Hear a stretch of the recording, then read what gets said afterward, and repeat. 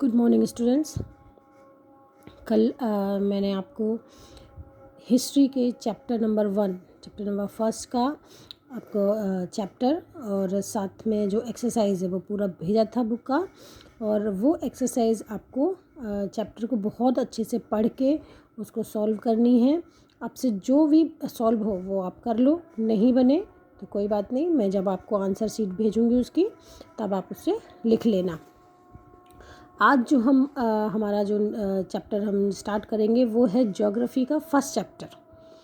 अभी हमने हिस्ट्री का फर्स्ट चैप्टर कर लिया है, अब हम ज्योग्राफी का फर्स्ट चैप्टर करेंगे जो है नेचुरल रिसोर्सेज जिसको बोलते हैं प्राकृतिक संसाधन, टाइप्स एंड डेवलपमेंट, कि उनके टाइप्स क्या क्या होते हैं और उसका डेवलपमेंट किस तरह से होता है। नेचुरल रिसोर्स क्या होते हैं, क्या चीज़ होती है, क्लासिफिकेशन क्या है रिसोर्सेज का, ये सारी चीज़ें हम चैप्टर नंबर 1 में पढ़ेंगे।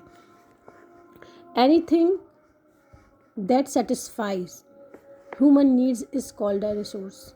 कोई भी वो चीज़ जो मनुष्य की आवश्यकता की पूर्ति करता हो उसको संसाधन या रिसोर्स बोलते हैं। गिफ्ट्स ऑफ नेचर, मतलब प्रकृति की तरफ से दिया गया उपहार, सच एज एयर, जैसे कि हवा, पानी, सॉइल मिट्टी, जंगल, और मिनरल्स को खनिज पदार्थ भी बोलते हैं। As well as human creation, और साथ साथ ये प्रकृति की तरफ से दिया गया है, और बाकी ह्यूमन क्रिएशन मतलब जो मनुष्य की मानव द्वारा बनाया गया, सच एज बिल्डिंग्स, जैसे बिल्डिंग्स होती हैं, रोड्स हैं, और भी कई चीज़ें। Are resources because they satisfy various human needs. ये सब रिसोर्सेज हैं क्योंकि ये मनुष्य की अलग अलग आवश्यकताओं की पूर्ति करते हैं। ह्यूमन बीइंग टू, मतलब मनुष्य खुद भी, are a resource because they have the ability. मनुष्य खुद भी एक संसाधन है, एक रिसोर्स है, क्योंकि उसके पास वो योग्यता है, एबिलिटी है टू डेवलप स्किल, कि वो उस हुनर का विकास कर सके जो that can help them identify new resources and find new use of existing ones, कि वो अलग अलग नए नए संसाधनों को आइडेंटिफाई कर सके, उसको पहचान सके, और साथ में जो हैं, जो एग्जिस्ट में, जो अस्तित्व में जो रिसोर्स हैं उनका यूज़ कर सके। A thing become a resource only when its useful properties are recognise. कोई भी चीज़ तभी संसाधन बनती है जबकि हम उसके यूज़फुल प्रॉपर्टीज़, जब हम उसकी उपयोगिता को हम रिकॉग्नाइज करते हैं तभी वो हमारे लिए रिसोर्स बनती है। फॉर एग्ज़ाम्पल, जैसे कि कोयला है, coal has existed on earth for millions of years. लाखों सालों से कोयला अर्थ पे मतलब पृथ्वी पर पाया जाता है, but it became a resource only when man discovered its fire producing properties। लेकिन ये रिसोर्स तभी बना, ये रिसोर्स इसको तभी बना जब आदमी ने ये खोजा कि इसमें फायर प्रोड्यूसिंग प्रॉपर्टीज़ है, मतलब आग को उत्पन्न करने वाली इसमें विशेषताएं हैं, तभी वो रिसोर्स बना। Coal which is now consider as valuable had no more value than an ordinary rock until it was recognized as a resource। कोयला, जिसको आज हम बहुत वैल्यूएबल, बहुत मूल्यवान रिसोर्स मानते हैं, तब तक ये एक ऑर्डिनरी चट्टानों की तरह ही था, जब तक कि इसको एक रिसोर्स की तरह रिकॉग्नाइज नहीं किया गया था।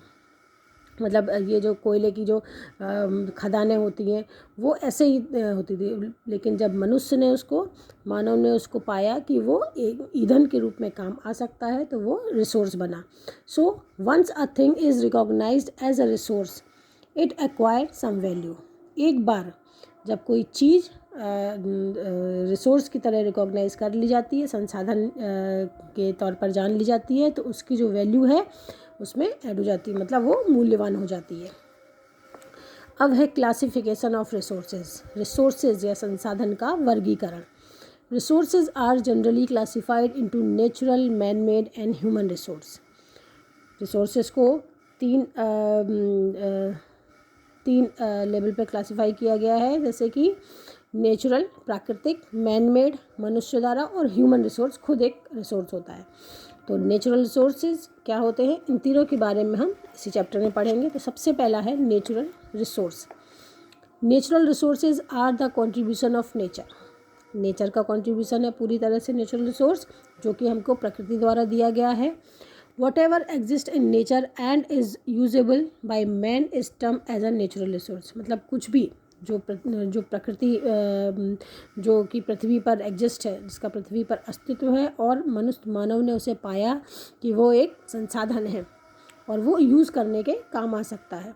जैसे कि द एयर वी ब्रीथ, हवा जो हम सांस लेते हैं, द वाटर वी ड्रिंक, पानी जो हम पीते हैं, the animals and plants around us which we use for our needs and the metal we use to manufacture things are all natural resources. मतलब हवा से सांस लेते हैं हम, पानी जो पीते हैं, एनिमल्स और प्लांट्स जानवर और पौधे जो हमारे चारों तरफ हैं, और जो कि हम अपनी ज़रूरतों के लिए जिसका यूज़ करते हैं, उपयोग करते हैं, और जो मेटल्स होते हैं, जो धातु होती हैं, उससे हम मैन्युफैक्चरिंग बहुत अलग अलग तरह की चीज़ें बनाते हैं। ये सारी चीज़ें नेचुरल रिसोर्सेज हैं। Natural resources are classified into different groups depending upon their level of development and use, origin, stock and distribution. जो नेचुरल रिसोर्स है उसको भी वर्गीकृत किया गया है अलग अलग ग्रुप्स में, जो कि डिपेंड करता है लेवल ऑफ डेवलपमेंट, मतलब उसके विकास के स्तर पर, उसका उपयोग के स्तर पर, ओरिजिन मतलब कहाँ पर वो मिलता है, कहाँ पर पाया जाता है, स्टॉक उसका कितना स्टॉक पृथ्वी पर है, किस मात्रा में है, और डिस्ट्रीब्यूशन मतलब उसका बंटवारा किस तरह से हुआ है। पहला है on the basis of their origin natural resources can be divided into two main categories, namely मतलब ओरिजिन के हिसाब से, मतलब जो उत्पन्न जहाँ पर वो पाया जाता है नेचुरल रिसोर्स, उसके हिसाब से, उसके बेसिस पर, उसके आधार पर जो ये रिसोर्सेज हैं उनको दो मेन कैटेगरीज में डिवाइड किया गया है। पहला है बायोटिक, दूसरा है अबायोटिक। अब बायोटिक रिसोर्स क्या होते हैं? Biotic resources are substances obtained from living being. ये हमको लिविंग बीइंग से ऑब्टेन प्राप्त होती हैं। दे इंक्लूड वेजिटेशन, जैसे कि वनस्पतियाँ, पक्षी, डोमेस्टिक एनिमल्स जो घरेलू हमारे जो जानवर होते हैं, एंड वाइल्ड लाइफ और जंगली जीवन। Everything within the biosphere which has some utility for a man is a biotic resource. मतलब हर कोई भी चीज़, हर चीज़ जो कि बायोस्फीयर जिसको हम बोलते हैं जीव मंडल, जैव मंडल में है और जिसकी उपयोगिता है मानव के लिए, वो बायोटिक रिसोर्स कहलाती है। Vegetation can give rise to economic activities like forestry and lumbering. जो वेजिटेशन है, जो वनस्पतियाँ हैं, वो हमको आर्थिक एक्टिविटीज़, आर्थिक जो कि जंगल से हमको बहुत सारी चीज़ें प्राप्त होती हैं, जिसको हम जिससे हम जो पैसा है वो भी कमा सकते हैं। जंगलों से बहुत सारी चीज़ें हमको प्राप्त होती हैं। साथ में है पेस्टोरल फार्मिंग, मतलब कि जो चरवाहे होते हैं वो जो फार्मिंग करते हैं, एंड एग्रीकल्चर, खेती, ये सारी चीज़ें बायोटिक रिसोर्स में आती हैं। Animal and fishes can be used for live stock raising, dairy farming and fisheries. Animals and fishes मतलब जानवर और मछलियाँ भी को भी हम वो लाइव स्टॉक रेजिंग मतलब अपना जो आर्थिक रूप से हम संपन्न होने के लिए उनका प्रयोग करते हैं। डेयरी फार्मिंग एंड फिशरीज़ मतलब जो घरेलू जानवर जो होते हैं, हमारे जानवरों का हम को पालते भी हैं ताकि हमें उसमें डेयरी फार्मिंग कर सकें। और साथ में जो फिशेस होती हैं उससे फिशरीज़ मतलब मछली पालन, ये सारी चीज़ें बायोटिक रिसोर्स है। Human himself is a biotic resource. जो मानव है वो खुद एक बायोटिक रिसोर्स है। He is often term as human resource. इसको ह्यूमन रिसोर्स कहा जाता है। It is the most important resource because the use and development of all other resources is determined by humans. जो ह्यूमन है, जो मानव है, खुद एक अपने आप में एक महत्वपूर्ण संसाधन है, क्योंकि ये ह्यूमन ही है जो कि पृथ्वी पर पाए जाने वाले दूसरे जो संसाधन हैं उसको उसका विकास करने में और उसको अपने लिए काम में लाने, अपने लिए यूज़ में लाने के लिए उसको चेंज करता है, परिवर्तित करता है, उसका डेवलपमेंट करता है, उसका विकास करता है। अब है abiotic resource are non living substance. Abiotic resource जो होते हैं नॉन लिविंग, मतलब जिनमें जीवन नहीं होता। दे इंक्लूड एयर, हवा, पानी, ज़मीन और मिट्टी। Rocks and minerals in the earth crust, जो चट्टानें होती हैं, खनिज पदार्थ होते हैं पृथ्वी की परत पर, जो ऊपरी परत पर जो चट्टानें और खनिज पदार्थ पाए जाते हैं वो नॉन लिविंग सब्सटेंस में आते हैं। They can be used directly, इनको हम डायरेक्ट यूज़ कर सकते हैं। जैसे for example the land can be used as a site for a house and rocks can be used to build the house. जैसे ज़मीन है, हम उसको घर बनाने के लिए यूज़ कर सकते हैं, और साथ में जो चट्टानें हैं या जो पत्थर हैं उनको हम घर बनाने में, ज़मीन पर घर बनाएंगे, पर घर कैसे बनेगा, इन पत्थरों से। They can be used indirectly, for example इनको इनडायरेक्टली भी यूज़ कर सकते हैं। जैसे minerals can be extract from the earth and be used in industry to make various products. जैसे कि जो मिनरल्स होते हैं, खनिज पदार्थ जो होते हैं, उनको हम पृथ्वी से खोद कर निकालते हैं। खनन जिसको बोलते हैं, उनको हम पृथ्वी से खोद कर निकालते हैं। जैसे लोहा है, कोयला है, और भी बहुत सारे खनिज पदार्थ होते हैं, और इनको इंडस्ट्रीज़, मतलब जो उद्योग हैं, उसमें यूज़ करते हैं अलग अलग प्रोडक्ट बनाने में। जैसे लोहा है, लोहे की कितनी सारी चीज़ें बनती हैं, मेरे रोज़मर्रा में काम आने वाली चीज़ें भी लोहे की बनती हैं। On the basis of there exhaustibility, मतलब जो उनके ख़त्म होने के कगार पे है। कैसे, resources may be classified into the following groups, मतलब जितना ज़्यादा हम यूज़ करेंगे उसके हिसाब से। तो ये जो है रिसोर्सेज, वो भी क्लासिफाइड किया गया है। रीन्यूएबल और इन एग्जॉस्टिबल रिसोर्स, मतलब रीन्यूएबल, वापस से उनको रिन्यू कर सकते हैं, या ना ख़त्म होने वाले रिसोर्स। नॉन रिन्यूएबल और एग्जॉस्टिबल रिसोर्स, मतलब जो हम जिनको वापस से नहीं बना सकते और जो ख़त्म हो सकते हैं, वो resource.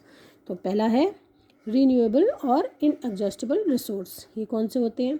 Flow resources are best example of inexhaustible resources. Flow मतलब बहने वाली चीज़, वो जो संसाधन है वो सबसे अच्छा उदाहरण है इन रिसोर्सेज का। दे इंक्लूड सनलाइट, इसमें सनलाइट, सूर्य को हम कितना भी यूज़ करेंगे वो, मतलब सूर्य की जो ऊर्जा है उसको हम कितना भी यूज़ करेंगे वो ख़त्म नहीं होती, वो वापस से फिर बन जाती है। विंड, हवा, पानी etcetera. From time immemorial water and air are being used by man. बहुत समय से, फ्रॉम टाइम मतलब काफ़ी समय से जो मानव है उसके द्वारा हवा और पानी का यूज़ हो रहा है। They can be repeatedly used as they are replenished by natural process. वो मतलब रिपीटेडली उसका यूज़ हो रहा है, मतलब हम रोज़ ही यूज़ करते हैं, और ये नेचुरल प्रोसेस द्वारा फिर से मतलब वापस से रिन्यू हो जाता है। As their stock is continuous they are called flow resource, मतलब इनका जो स्टॉक है वो लगातार चलता रहता है, इसलिए इनको फ्लो रिसोर्सेज भी बोलते हैं। But the quantity is sunlight is not affected due to its unjudicious use. लेकिन सनलाइट की जो क्वांटिटी है वो हम उसको भी अभी पूरी तरह से यूज़ नहीं कर पाए हैं। With advancement of science and technology we are being able to make better use of this flow resource. Science जो विज्ञान है उसके एडवांसमेंट में के कारण और टेक्नोलॉजी तकनीक के कारण हम इतना ज़्यादा सौर ऊर्जा का उपयोग नहीं करते हैं, पर अब धीरे धीरे आप भी देख रहे होंगे कि सौर ऊर्जा से बहुत सारी चीज़ें चलने लगी हैं, उसको बनाने लगे हैं, और अब जितना यूज़ होना चाहिए उतना अभी भी नहीं हो रहा है। तो better use of this flow resources, we are being able to make better use of these flow resources. Power is also generated from solar energy.